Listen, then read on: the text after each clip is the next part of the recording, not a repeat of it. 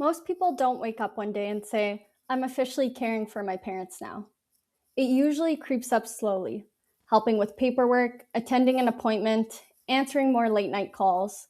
And before you know it, you're making decisions that affect their health, their finances, and even your own life.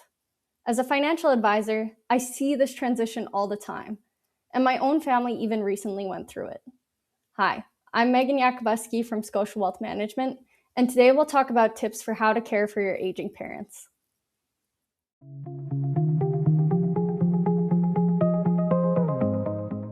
Tip number 1, start the conversation early. The hardest conversations are the ones that happen too late. It's important to talk with your parents while they're still healthy and able to express their wishes. How do they want to live as they age? Do they want to stay at home, downsize, or consider assisted living later on? Who do they trust to make decisions if they can't? These conversations aren't about control, they're about clarity, and they reduce stress for everyone later on. Tip number 2, make sure that legal documents are in place and up to date. It's good to do an inventory of all documents and make sure everyone is on the same page. Both you and your parents should have up-to-date power of attorney and wills. I've seen it often where people think their parents have these documents in place, but when it actually comes time to use them, they go to the lawyer and realize that nothing was ever finished. Another example I see is couples who make each other power of attorney, which makes sense on paper. But when the time comes to actually use it, I've seen the situation where the other spouse simply isn't in the right headspace, emotionally, physically, or cognitively, to step in effectively. That's why it's so important to think through backups, support people, and whether your plan would realistically make sense in a stressful situation. Good planning here helps protect your parents and prevent family conflict.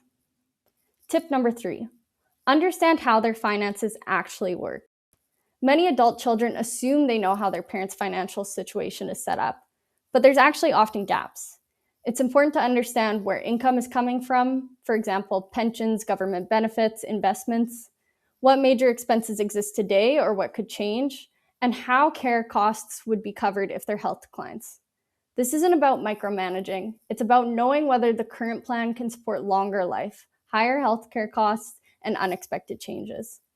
We'll also be hosting an in-person free seminar in July on this topic, so if it's something you're wondering about for yourself or your own parents, reach out and we'd be happy to share the details.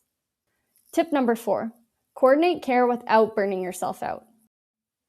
Caregiving isn't just a logistical challenge, it's an emotional one too.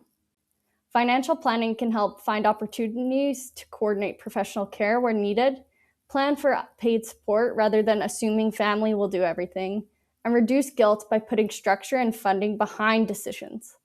A good plan supports both generations. Tip number 5, lean on your team for support. One of the biggest mistakes I see is families trying to do everything themselves. Caring for aging parents often benefits from professional advice, and we've walked through this journey many times with our clients. That experience helps us identify what matters most and where planning can ease the burden. My role is to connect the dots, coordinate advice, and make sure decisions are made thoughtfully, without anything slipping through the cracks. If you're starting to help aging parents, or even just sensing that you may need to soon, now is the right time to step back and look at the bigger picture. A thoughtful plan brings clarity, confidence, and peace of mind, not just for your parents, but for you as well. If you'd like help organizing these conversations or reviewing the financial side of caregiving, reach out for more resources.